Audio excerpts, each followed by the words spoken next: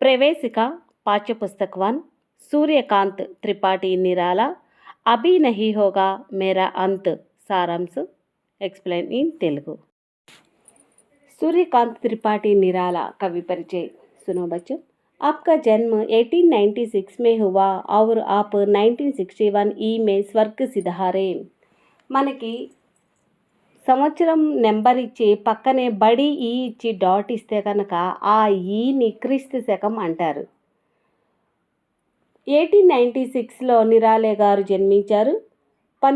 క్రీస్తు శకం 1961లో స్వర్గ సిధారే అంటే మరణించారు అని. आपने आधुनिक हिंदी कविता में कई निराली बातों का समावेश किया. ఆధునిక హిందీ కవిత మే అంటే మోడ్రన్ హిందీ కవితలలో కయి నిరాలి బాతోం కా సమావేశ కియా ఎన్నో విషయాలను చేర్చారు. సమావేశ కియా అంటే సమావేశపరిచారు అని కాదు, చేర్చారు అని అర్థం.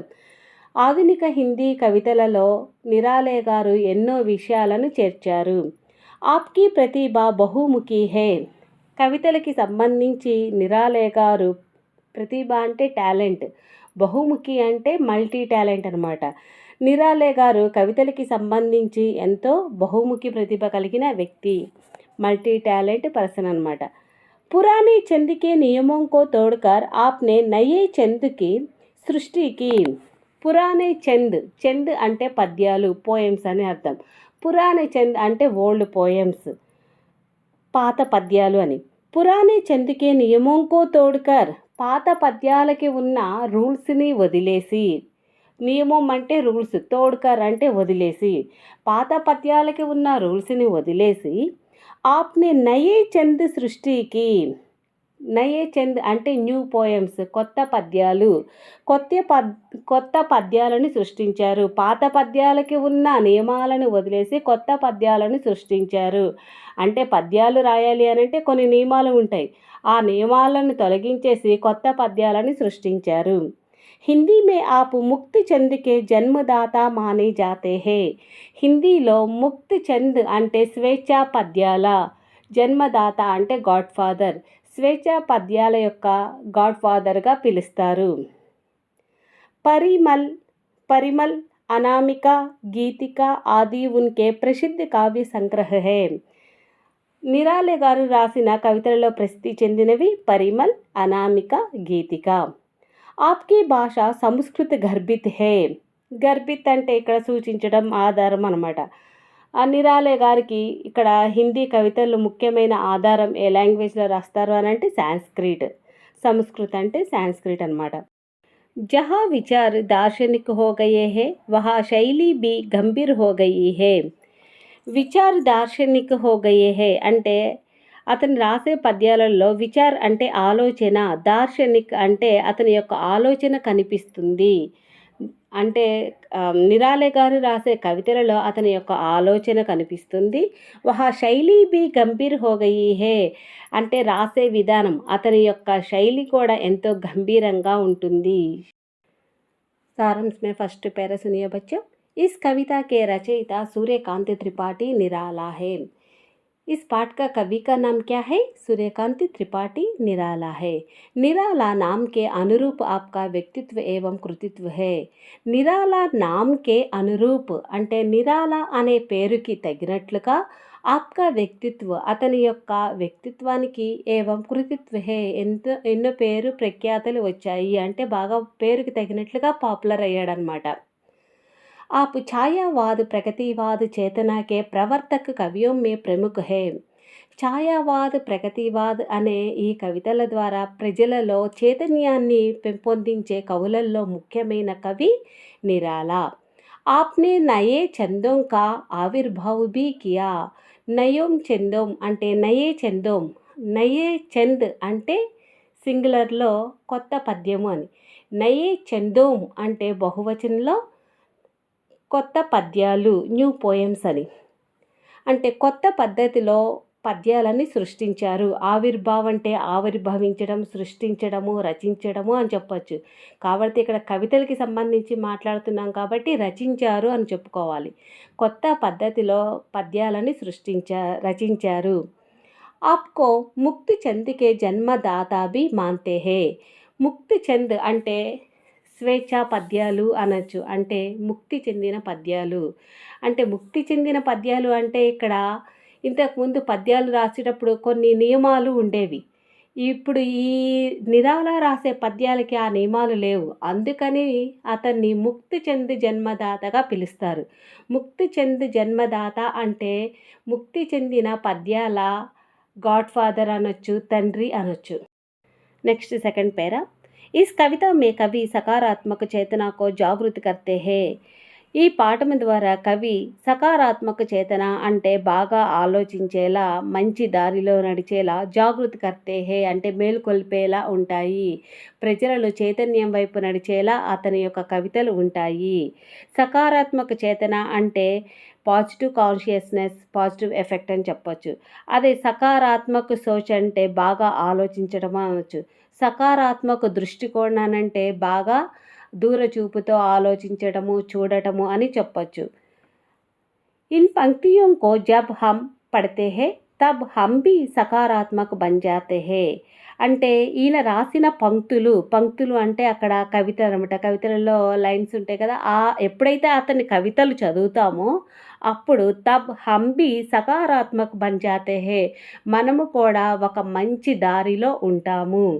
అంటే టోటల్గా నిరాళ రాసిన పద్యాలు చదివితే మనం కూడా పాజిటివ్ ఎఫెక్ట్తో ఉంటాము. నెక్స్ట్ థర్డ్ పేరా అమ్మ. पैरास ముందు మీరు నెంబర్స్ వేసుకుంటే కన్ఫ్యూజ్ అవ్వకుండా ఉంటారు. కవి कहते हैं मेरा अंत अभी नहीं होने वाले है. కవి చెప్తున్నాడు నాకు అంతము ఇప్పుడే రాదు. క్యోంకి मैं तो अभी अभी आया हूँ, ఎందుకంటే నేను ఇప్పుడే వచ్చాను.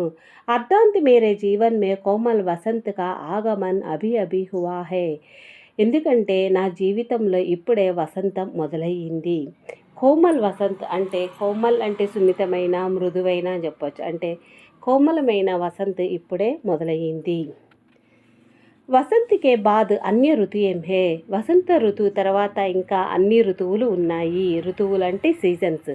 తబ్ తక్ మే రహూంగా, అప్పటి వరకు ఉంటాను. నెక్స్ట్ ఫోర్త్ పేరా, వసంత్కే ఆనే సే హర్ కహీం హరియాలీ హే. వసంత రాకతో హర్ కహీం హరియాలీ, హరియాలీ అంటే గ్రీనరీ, పచ్చదనం. హర్ అంటే ప్రతిదీ. వసంత ఋతువు రాకతో ప్రతిదీ పచ్చదనంతో ఉంటుంది. హరియాలీకే కారణ్ పేడికి శాఖోం మే కలియా ఆయి హే. శాఖోం అంటే పేడికి శాఖోం అంటే చెట్టు యొక్క బ్రాంచెస్, కొమ్మలు. కలియా అంటే మొగ్గలు, బడ్స్. గ్రీనరీగా ఉండే ఆ చెట్టు కొమ్మలకి మొగ్గలు వస్తాయి. ఆయి హే ఔర్ వే హిల్ హిల్ కర్ మధుర్ గీత్ గా రహీ హే. ఆ మొగ్గలు వచ్చినప్పుడు చెట్టు కొమ్మలు గాలికి చిన్నగా కదులుతూ ఉంటాయి. అట్లా కదులుతూ ఎంతో మధురంగా పాడుతున్నప్పుడు మై అపనే మీటే మీటే ఏవం కోమల్ సప్నం కో కిరణ్ ఉన్ కలియోం పర్ ఫెరుంగా. మై అపనే మీటే ఏవం అంటే నా మధురమైన, కోమల్ స్వప్నంకే అంటే కోమలమైన కలలు, డ్రీమ్స్ అనమాట. స్వప్నం అంటే డ్రీమ్స్. కోమలమైన కలలతో కిరణ్ ఉన్ కలియోం పర్ ఫెరుంగా. కిరణ్ అంటే సూర్యకిరణాలు అనమాట. సూర్యకిరణాలు ఆ మొగ్గల మీద పడ్డప్పుడు చెబుతాను అంటున్నాడు కవి. ఔర్ ఉన్ కలియోం కో జగావుంగా, నేను ఆ మొగ్గలను కూడా మేల్కొల్పుతాను అంటున్నాడు. నెక్స్ట్ ఫిఫ్త్ పేరా, పుష్ప సబ్ ధీరే ధీరే కిల్ రహే హే. ధీరే ధీరే అంటే నిదానంగా, కిల్ రహే హే అంటే వికసిస్తున్నాయి లేదా విచ్చుకుంటున్నాయి. పుష్పాలు నిదానంగా విచ్చుకుంటున్నాయి. క్యోంకి ఉన్మే అబ్ భీ నిద్రకి లాల్సా హే, ఎందుకంటే అవి ఇప్పుడే నిద్రకు ఎదురు చూస్తున్నాయి. లాల్సా అంటే ఎదురు చూడటము, ఆరాట పడటము అని మీనింగ్. యహా కవి యువ పడియోం మే రహనే వాలే ఆల్సీపన్ కో దూర్ కర్నే కి బాత్ కర్ రహే హే. యువ పడియోం అంటే యువతరానికి, యువతరంలో ఉండేవారికి. యువ పడియోం మే రహనే వాలే అంటే యువతరంలో ఉండేవారికి. ఆల్సీపన్ కో దూర్ కర్నేకి, ఆల్సీపన్ అంటే సోమరితనము, బద్ధకము. యువతరానికి, యువతరంలో ఉండే సోమరితనాన్ని బద్ధకాన్ని దూరంగా ఉంచటం కోసము బాత్ కర్ రహే హే. కవి ఇట్లా చెప్తున్నాడు అనమాట. మై ఉన్ పర్ నవజీవన్ కా అమృత్ సించుంగా. నేను యువతరానికి అమృతాన్ని చల్లుతాను. ఉన్హే జగావుంగా. వాళ్ళని మేల్కొల్పుతాను. ఉన్కే అనంత్ ఆనంద్ కా ప్రవేశ ద్వారా దిఖావుంగా. ప్రవేశ ద్వార్ దిఖావుంగా. వారికి అనంత ఆనందాన్ని ప్రవేశం ద్వారా దిఖావుంగా అంటే వారికి అనంత ఆనందాన్ని చూపించే మార్గం చూపిస్తాను. దిఖావుంగా అంటే చూపిస్తాను అని. అతః ఏ సబ్ కామ్ పూరా హోనే తక్ మేరా అంత్ అభి నహీ హోగా. ఈ పని పూర్తయ్యే వరకు నేను అంతమవ్వను. నహీ హోంగా. Next 6th para. మై అబ్ అప్నే జీవన్ ప్రథమ చరణ్ మే హూ. నేను ఇప్పుడే నా జీవితంలో ప్రథమ దశలో ఉన్నాను అంటే ఫస్ట్ స్టెప్లో ఉన్నాడనమాట. చరణ్ అంటే దశ, స్టెప్. అభి మేరీ మృత్యు నహీ హోగి. నాకు ఇప్పుడే మరణము రాదు. జీవన్ మే అనేక సార్థక విషయ్ హాసిల్ కర్నా హే. హాసిల్ అంటే సాధించటము. సార్థక్ విషయ్ అంటే నేను నా జీవితంలో ఎన్నో మంచి విషయాలను సాధించాలి. ఆగే మేరా సారా యవ్వన్ పడా హే అంటే నా యవ్వనమంతా ఇంకా ముందు ఉంది. మేరా మన్ ఉత్సాహీ బాలక్ జైసా ఝూమ్ రహా హే. మేరా మన్ ఉత్సాహీ అంటే నా మనసు సంతోషంతో, బాలక్ జైసా ఝూమ్ రహా హే అంటే చిన్న పిల్లలలాగా నాట్యం చేస్తూ ఉంది, ఎగురుతూ ఉంది అంటే అంత సంతోషంతో ఉన్నాడనమాట. ఉస్మే స్వర్ణ కిరణ్ కా ప్రకాశ్ హే. ఆ సంతోషము ఒక మంచి బంగారం లాంటి కిరణాలతో ప్రకాశిస్తున్నాయి. వసంత ఋతువుకే సభీ కార్యకలాప్ అభి వికసిత్ హోంగే.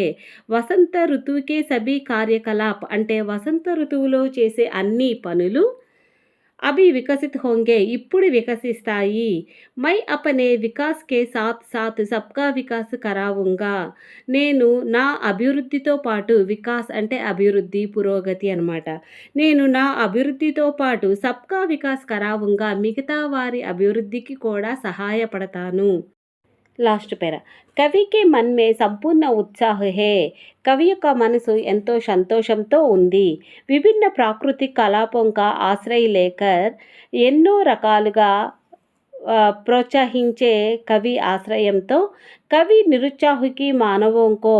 నిరుత్సాహంతో నిండిన మానవులు అంటే నిరుత్సాహంతో నిండిన మానవులు, పేద ప్రజలు, దుఃఖంతో ఉన్న ప్రజలు అని చెప్పొచ్చు. ప్రోత్సాహిత్ కన్నేకి సఫల్ ప్రయాస కర్తే హే.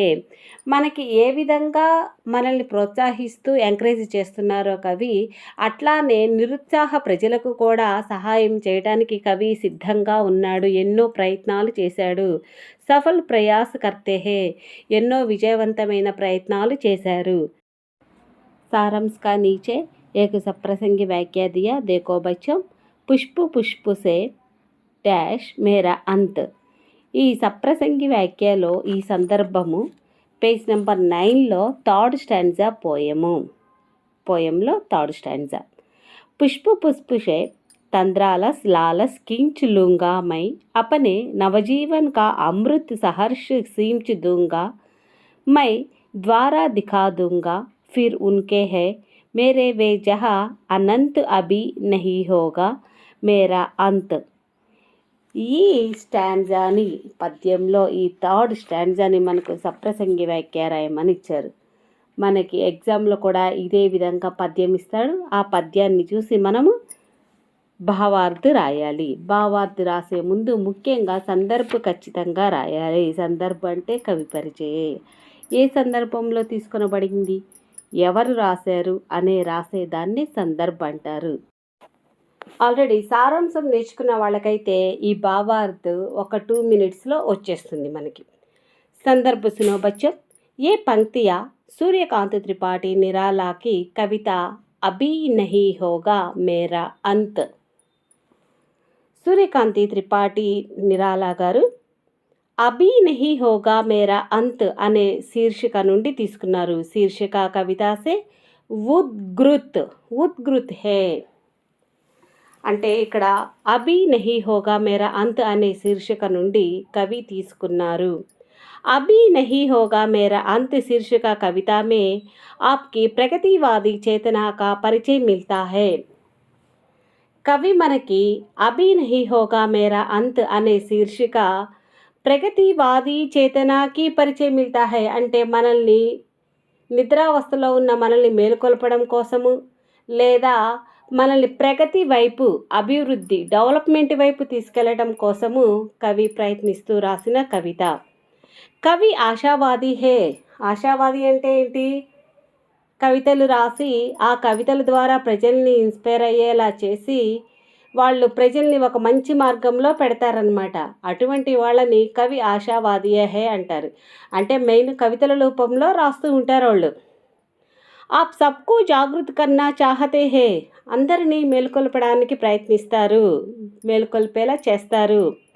సబ్కు ఆల్సీపన్ సే ముక్త్ కరాకర్ मुक्त कराकर नवजीवन की दिशा दिखाना चाहते हैं. నవజీవన్ అంటే కొత్త జీవితము, న్యూ లైఫ్. నవజీవన్ కే అమృత్ రస్ ప్రదాన్ కరుంగా అంటే నవజీవనం కొత్త జీవితానికి అమృతం లాంటి మధురమైన జీవితాన్ని చూపిస్తాను అంటున్నాడు. ఉన్కో మై అనంత జీవన్ కా రాస్తా దిఖావుంగా. అనంత జీవన్ అంటే మనకి అమృతం లాంటి మధురమైన జీవితాన్ని శాశ్వతంగా ఉండేలా మార్గం చూపిస్తాను. రాస్తా దిఖా దుంగా అంటే మార్గము అని, మార్గం చూపిస్తాను. యహ కవి భారత్ కి యువ పీఢీకి ఓర్ ఇషారా కర్తే హే. కవి భారతీయ యువకులని పట్టి పీడిస్తున్నది అని చెప్తున్నాడు. భారత్ కి యువ పీఢీ తంద్రాలస్ మే హే, ఆలసీపన్ మే మస్త్ హే. తంద్రాలస్ అంటే బద్ధకము, నిద్రమంపు, వాటిని తంద్రాలస్ అంటారు. ఆల్సీపన్ అంటే బద్ధకము, సోమరితనము, వీటిని ఆల్సీపన్ అంటారు. అంటే భారతీయ యువకులు నిద్రావస్థలో బద్ధకము సోమరితనంలోనూ చాలా ఎక్కువగా ఉన్నారు. అంటే భారతీయ యువకులు ఎక్కువగా సోమరితనంతో నిండి ఉన్నారు. ఉన్కో జాగృత్ కన్నా కవి అపన కర్తవ్య మాన్తే హే. వాళ్ళని మేలుకొల్పడమే కవి కర్తవ్యంగా తీసుకున్నాడు. అతః కవి కహతే హై కి జబ్ తక్ యువ పీఢీ నవజీవన్ కే చుస్త్ జీవన్ కే ఆనంద్ నహీ పహుచానేగి తబ్ తక్ మేరా అంత్ నహీ హోగా. చుస్త్ జీవన్ కే ఆనంద్ కో నహీ పహుచానేగి అంటే సంతోషమైన జీవితం చేరుకునే వరకు తబ్ తక్ మేరా అంత్ నహీ హోగా అప్పటి వరకు నేను అంతమవ్వను అని కవి చెప్తున్నాడు. కవి యువకులకి మంచి జీవితాన్ని అందించాలి అనుకుంటున్నాడు. యువ పీढ़ी అనంత్ జీవన్ పరిశ్రమ యుక్త జీవన్ సే రహనే వాली ఆనంద్ కా పరిచయ దేనే తక్ మేరా అంత్ నహీ హోగా. యువ పీढ़ी ఆనంద్ జీవన్ పరిశ్రమ యుక్త జీవన్ మే రహనే వాలే అంటే యువకులను పట్టి పీడిస్తున్న ఆ జీవితము పరిశ్రమ యుక్తి జీవన్మే అనంటే బాగా కష్టపడి పనిచేస్తూ ఉంటే కనుక ఆనంద్ కా పరిచయ దేనే తక్ మేరా అంత్ నహీ హోగా. ఆ విధంగా మనల్ని కష్టపడి పనిచేసే వరకు అటువంటి ఆనందము దక్కే వరకు కవి అంతము అవ్వడంట. इस पद्यांश में हमें कवि के सकारात्मक चिंतना का परिचय मिलता है. ఈ విధంగా కవి తన అనుకున్న ఆ మంచి కోరికను, పాజిటివ్ థింకింగ్ని ప్రజలకి ఈ విధంగా తెలియజేశాడు. కవి ఏం కోరుకుంటున్నాడు ఇంతకీ? ప్రజలు శాశ్వతమైన ఆనంద జీవితం గడపాలి అనంటే బాగా కష్టపడి పనిచేయాలి, సోమరితనము బద్ధకము ఉండకూడదు అని చెప్తున్నారు. फर्स्ट वन, अभी नहीं होगा मेरा अंत कविता के रचयिता कौन है? अभी नहीं होगा मेरा अंत అనే పాఠానికి కవి ఎవరు? अभी नहीं होगा मेरा अंत कविता के रचयिता सूर्यकांत त्रिपाठी निराला है. कवि का नाम सूर्यकांत त्रिपाठी निराला. सेकंड क्वेश्चन, अभी नहीं होगा मेरा अंत कविता में पुष्प पुष्प शब्द किनको सूचित करते हैं? అంటే ఈ పాఠంలో పుష్ప పుష్ప అనే పదాలు దేనిని సూచిస్తున్నాయి? కిన్కో సూచిత కర్తే హే?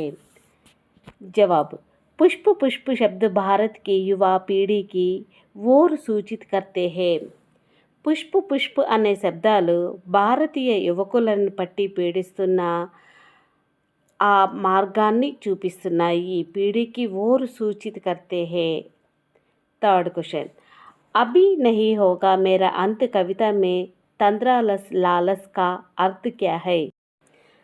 అంటే ఇక్కడ అభి నహీ హోగా మేరా అంత్ అనే లెసన్లో తంద్రాలస్ లాలస్ అనే పదాలకి అర్థం ఏంటి అని ఇచ్చాడు.